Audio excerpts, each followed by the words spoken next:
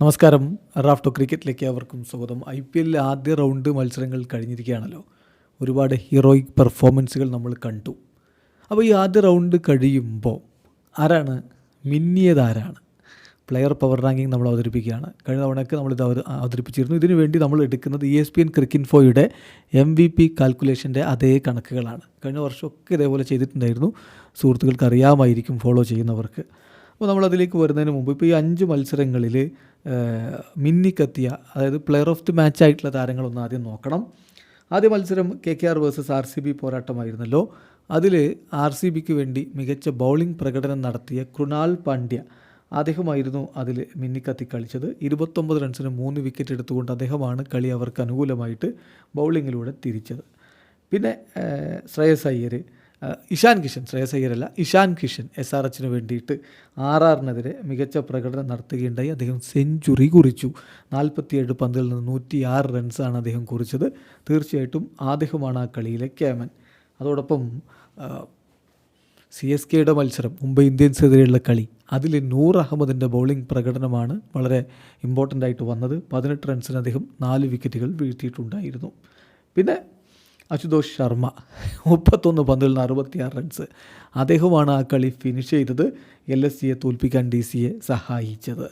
അതിനുശേഷം ഇന്നലത്തെ കളിയിൽ PBKസിന് വേണ്ടി സെഞ്ചുറിയേക്കാൾ വിലയുള്ള 97 റൺസുമായിട്ട് ശ്രേയസ് അയ്യർ, അദ്ദേഹമാണ് ഇന്നലത്തെ ഏറ്റവും മൂല്യമേറിയ താരം എന്ന് തന്നെ പറയേണ്ടി വരും. അപ്പോൾ ഇനി ഏറ്റവും മികച്ച പെർഫോമൻസ് നടത്തിയ 10 താരങ്ങൾ ആദ്യ റൗണ്ട് കഴിയുമ്പോൾ 10ാം സ്ഥാനത്ത് നമ്മൾ അവതരിപ്പിക്കുന്ന ഇഷാൻ കിഷനാണ്.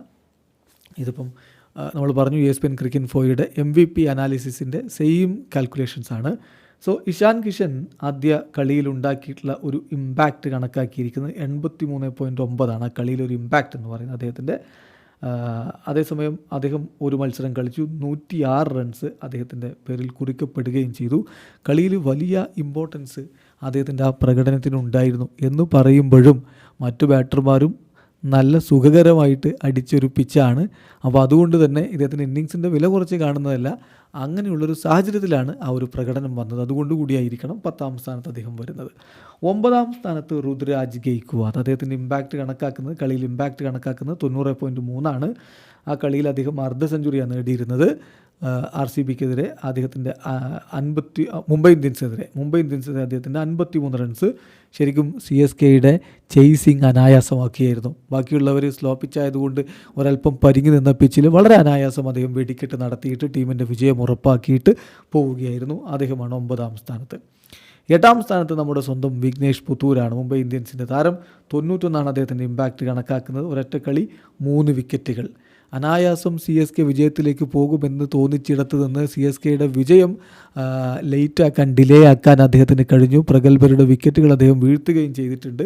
സോ വിഘ്നേഷ് പുത്തൂരാണ് 8ാം സ്ഥാനത്തെങ്കിൽ 7ാം സ്ഥാനത്ത് സുനിൽ നാരായൺ, അദ്ദേഹത്തിൻ്റെ ഒരു ഇമ്പാക്റ്റ് 91.9 കണക്കാക്കുന്നത്. 44 റൺസ് അദ്ദേഹം ആദ്യ മത്സരത്തിൽ അടിച്ചു. 1 വിക്കറ്റും അദ്ദേഹം പിഴുതെടുത്തിട്ടുണ്ടായിരുന്നു. ഒന്ന് സ്ട്രഗിൾ ചെയ്തു തുടക്കത്തിൽ, പിന്നീട് അദ്ദേഹം അടിക്കുകയായിരുന്നു. 6ാം സ്ഥാനത്ത് കൃണാൽ പാണ്ഡ്യ, RCBക്ക് വേണ്ടി മികച്ച പ്രകടനമാണ് KKRനെതിരെ നടത്തിയിട്ടുണ്ടായിരുന്നത്.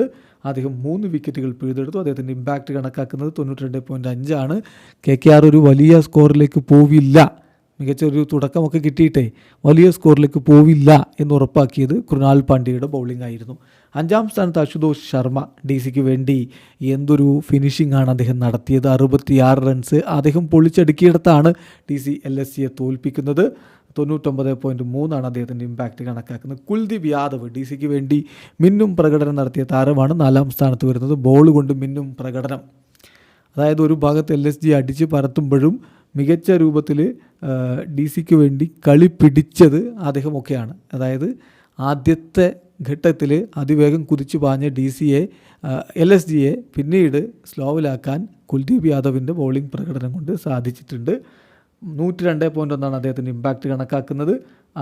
അദ്ദേഹം 2 വിക്കറ്റുകളാണ് ആ കളിയിൽ പിഴുതെടുത്തിരുന്നത്. നൂർ അഹമ്മദ് 3ാം സ്ഥാനത്ത്. നൂറിൻ്റെ പ്രകടനം ഇനി വീണ്ടും പറയേണ്ടതില്ലല്ലോ. എന്തൊരു പ്രകടനമാണ് ചെപ്പോക്കിൽ അദ്ദേഹം നടത്തിയത്. 4 വിക്കറ്റുകളാണ് പയ്യൻ പിഴുതെടുത്തത്. 107.3 അദ്ദേഹത്തിൻ്റെ ഇമ്പാക്റ്റിൻ്റെ കണക്ക് ഇപ്പം ESPN ക്രിക്കറ്റ് ഇൻഫോ കാൽക്കുലേറ്റ് ചെയ്ത് വെച്ചിരിക്കുന്നത്. അതിൽ ശ്രദ്ധിക്കേണ്ട ഒരു കാര്യം, ചെപ്പോക്കിലെ പിച്ചിൽ മുംബൈ ഇന്ത്യൻസിന് ഒട്ടും ആശ്വസിക്കാൻ വക നൽകാതിരുന്നത് നൂർ അഹമ്മദിൻ്റെ ഈ സ്പിൻ മാന്ത്രികത തന്നെയാണ്. രണ്ടാമത് സായി കിഷോർ 3 വിക്കറ്റുകൾ വീഴ്ത്തുകയുണ്ടായി. GTക്ക് വേണ്ടി PBKസിനെതിരെ 107.4 അദ്ദേഹത്തിൻ്റെ ഒരു ഇമ്പാക്റ്റ് കണക്കാക്കുന്നത്. ഒന്നാം സ്ഥാനത്ത്, അതായത് പ്ലെയർ റാങ്കിങ്ങിൽ ഒന്നാം സ്ഥാനത്ത് വരുന്നത് ശ്രേയസ് അയ്യരാണ്. 130.4 അദ്ദേഹത്തിൻ്റെ ഇമ്പാക്റ്റ്, കളിയിൽ ആകെയുള്ള ഇമ്പാക്റ്റ് കണക്കാക്കുന്നത്. 97 റൺസാണ് അടിച്ചത്. ക്യാപ്റ്റൻ എന്ന നിലയിൽ വളരെ മികച്ച പ്രകടനം അദ്ദേഹം നടത്തിയെന്ന് മാത്രമല്ല, തൻ്റെ സെഞ്ചുറിക്ക് പ്രാധാന്യം കൊടുക്കാതെ സഹതാരത്തെ കൊണ്ട് അടുപ്പിച്ച് വലിയ സ്കോറിലേക്ക് ടീമിനെ കൊണ്ടുപോയി വിജയിക്കുമെന്ന് ഉറപ്പാക്കി. അങ്ങനെ കളിയിൽ വലിയ ഇമ്പാക്റ്റ് ഉണ്ടാക്കിയിട്ടുള്ള ശ്രേയസ് അയ്യർ തന്നെയാണ് പ്ലെയർ പവർ റാങ്കിങ്ങിൽ ഒന്നാമത്. വളരെ പെട്ടെന്ന് പ്ലെയർ പവർ റാങ്കിങ് എന്ന് പറയാം. 1 ശ്രേയസ് അയ്യർ, 2 സായി കിഷോർ, 3 നൂർ അഹമ്മദ്, 4 കുൽദീപ് യാദവ്, 5 അശുതോഷ് ശർമ്മ, 6 കൃണാൽ പാണ്ഡ്യ, 7 സുനിൽ നാരായൺ, 8 വിഘ്നേഷ് പുത്തൂർ, 9 രുദ്രാജ് ഗെയ്ക്വാദ്, 10 ഇഷാൻ കിഷൻ. വീഡിയോ അവസാനിക്കുന്നു. ക്രിക്കറ്റ് ലോകത്തെ കൂടുതൽ വിശേഷങ്ങളുമായി റാഫ് ടോക്സ് എത്താം.